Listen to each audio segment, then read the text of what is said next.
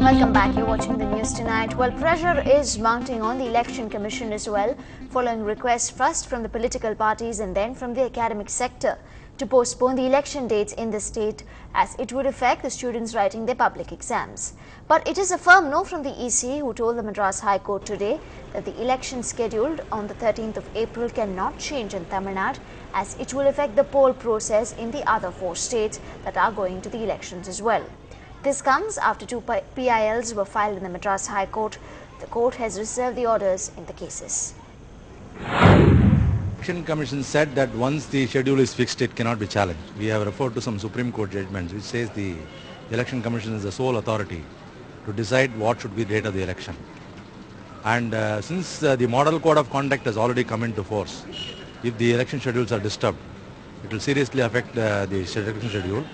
And since the election dates are fixed, since these 5 states dates have been announced as one scheme, depends upon the availability of the paramilitary forces and other details. We said if the election schedule is disturbed here, it will have consequences in the other state also. And therefore, the schedule should not be interfered. Moving on, the Indian Intelligence Agency has unearthed a threat letter reportedly suspected to be from Lashkar-e-Taiba to target stadiums that are hosting the ICC Cricket World Cup matches. Terrorists had threatened to blow up cricket stadiums in India, including the M.A. Chidambaram Stadium at Chepauk in Chennai. Strong measures and checks are being put in place by the authorities, with security checks being conducted on all vehicles, and the police are on a heavy bandobast duty. There is no specific threat, but we have received some information regarding a general kind of threat to all the stadium in the country, particularly with reference to the World Cup matches going on. We tightened the access control and also the perimeter security. And of course, anti-sabotage check is done thoroughly, and we take over the stadium at least 36 hours in advance.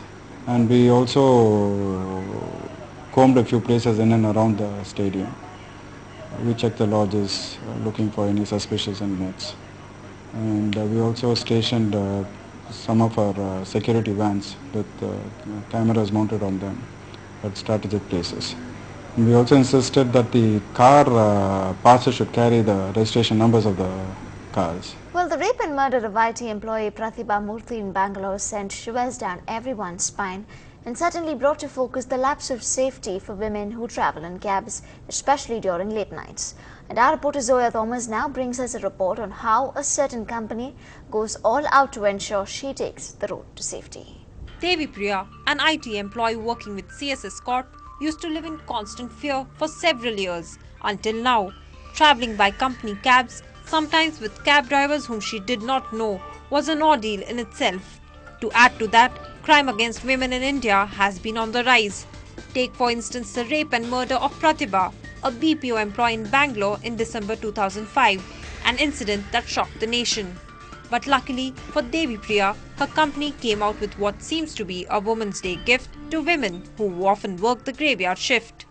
A GPS installed in cabs that are used to pick up and drop women in the IT sector, and that which will allow employers to monitor the movement of vehicles in real time. Clearly, companies don't want to take a chance.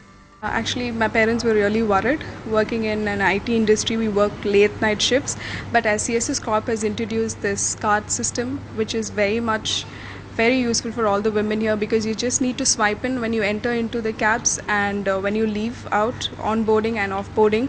So if we are being monitored, where are we going and what is happening? So way back home, everybody is relaxed. They know that my daughter is going to come back home safe and she's going to be in the office safe. Okay, see, we've been working on this SETS model for quite some time, and then parallelly we've been hearing a lot about this incidents to be in Bangalore or be it Gurgaon.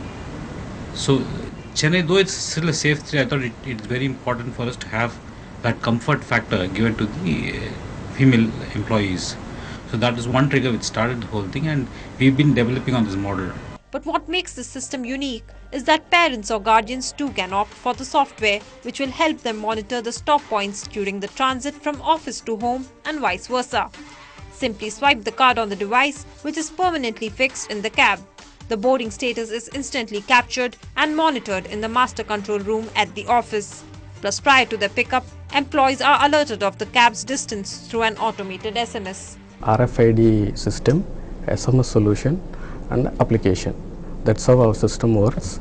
And if you see the monitor, just we can identify Sweta has been boarded in this particular trip. And next the cab is moving to Anita's place, and the second SMS automatically triggered with respect to cab movement and their geocoded location. Unlike Delhi, where a rape happens every 29 minutes, Chennai is much safer for the 60,000 women in the ITS and another 35,000 in the IT sector. But with a system like this, employees couldn't be happier. As they say, the trip back home is always a safe and sound one. And the GPS seems to be fail-safe. In Chennai, Zoya Thomas for NDTV Hindu.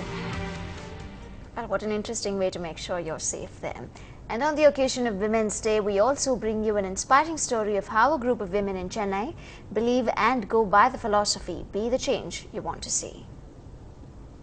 Amrita, a student of class 11, dreams to put an end to the handicap which many students face while looking for a job: communication. She has a plan which will help students stand up to the corporate world. So what I thought we should do is, as a group of students, we should go there weekly to help them communicate, converse with people, learn to answer questions, interact, and therefore that will really help them in the long run, because now they know to sell themselves, which has become a very, very important thing in today's world. 20 other women who share similar dreams of bringing about a change in the society are part of the first ever I Live to Lead India initiative. It seeks to train girls in the age group of 15 to 19 in the hope that they would turn into next generation leaders. We started this program to help adolescent females both continue to believe in their ability to change the world, and then give them practical skills to develop a plan that they can implement in their community. How you be a good leader is what they teach you here. It's a very interesting project, and I mean, all of us have such amazing project ideas, and it's nice to hear from so many women coming up with amazing ideas. Everybody's got a different idea here. The young women will go through a training with a mentor to help realize their dreams. In Chennai with Krishnamurthy, this is Divya for NDTV Hindu. Well, 2.5 men's leading man is shown below. Has Charlie been a bad boy? Find out.